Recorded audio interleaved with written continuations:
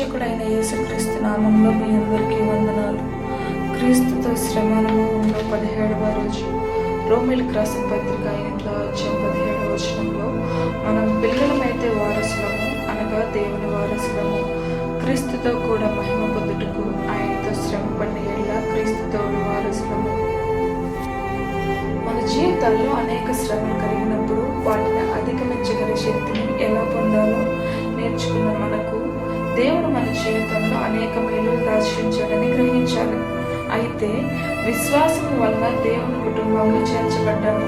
మనకు ఒక కొత్త పేరు, కొత్త ఆత్మ మరియు కొత్త భవిష్యత్తు అనుగ్రహించి రుజువు చేస్తూ మన తండ్రి ఏమీ కోరుకోకుండా మనల్ని దేవుని వారసులుగా, క్రీస్తుతో వారసులుగా చేసి ఉన్నాడు. ఈ వాగ్దానం ఆయన ప్రేమ వల్ల పొందగలిగే శాశ్వతమైన ఆశీర్వాదం. నిరీక్షణ, నిశ్చయత లేకుండా దేవుడు లేని మన జీవితాలకు ఇప్పుడు క్రీస్తు రక్తం వల్ల మనల్ని సమీపస్తులుగా చేసుకొని వాగ్దాన నిబంధనను మన జీవితాల్లో స్థిరపరిచాడు. ఈ సత్యాన్ని మన జీవితాల్లో గ్రహిస్తేనే కొత్త కోణాన్ని అన్వేషించిన వారవుతాం. ఇదొక అద్భుతమైన అనుభవం అని మీకు జ్ఞాపకం చేస్తున్నాను. క్రీస్తును అంగీకరించిన మన జీవితాల్లో కలిగే శ్రమలను గూర్చి వివరిస్తూ అపోస్తులైన పౌలు ఈ సమాజంలో మనకు కలిగే నిందలు, బాధలు మరియు హింసలను గురించి తెలియజేస్తున్నాడు. మన చుట్టూ ఉండే సమాజం సువార్తను వ్యతిరేకిస్తూ క్రైస్తవులను శ్రమల పాలు చేస్తూ తక్కువ వారిగా చూస్తుండడం, అంతేకాకుండా హింసించడం కూడా మనకు తెలియదేమీ కాదు అని జ్ఞాపకం చేస్తున్నాడు. ఆనాడు క్రీస్తు మనుషుల వల్ల, సమాజం వల్ల ఇటువంటి శ్రమలను ఎదుర్కొన్నాడనే సంగతి, గాయాలతో తున్నబడిన ఆయన శరీరమే మనకు సాదృశ్యం.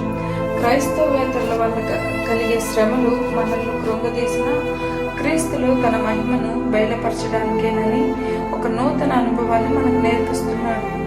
లోకం మిమ్మల్ని ద్వేషించిన ఎడల మీకంటే ముందుగా నన్ను ద్వేషించినని మీరు ఎరుగుదురు.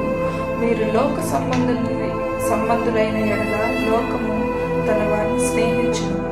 అయితే మీరు లోక సంబంధులు కారు, నేను మిమ్మల్ని లోకం నుండి ఏర్పరచుకుంటున్నని, అందుచేతనే లోకం మిమ్మల్ని ద్వేషించుచున్నదని యోహాను రాసిన పత్రిక 15:18 వచనంలో రాయబడి ఉంది. ఈ లోకం నన్ను ద్వేషించింది, అయినా పర్వాలేదు, నేను క్రీస్తుని విశ్వసించాను.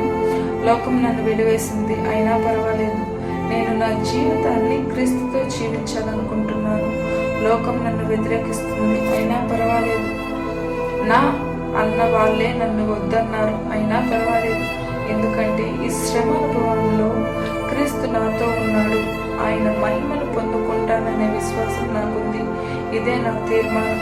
ప్రియ స్నేహితుడా, ఆశీర్వదింపబడిన దేవుని కుమారునిగా, కుమార్తెగా జీవిస్తూ మన ప్రాణాత్మ దేహాలను దేవునికి అప్పగిస్తూ ముందున్న మన జీవితంలో అనేకమైన ఆయన కృపలో, ఆయన ప్రేమలో భద్రపడి నూతనమైన అనుభవాలను పొందుకుంటూ ప్రయత్నిద్దాం.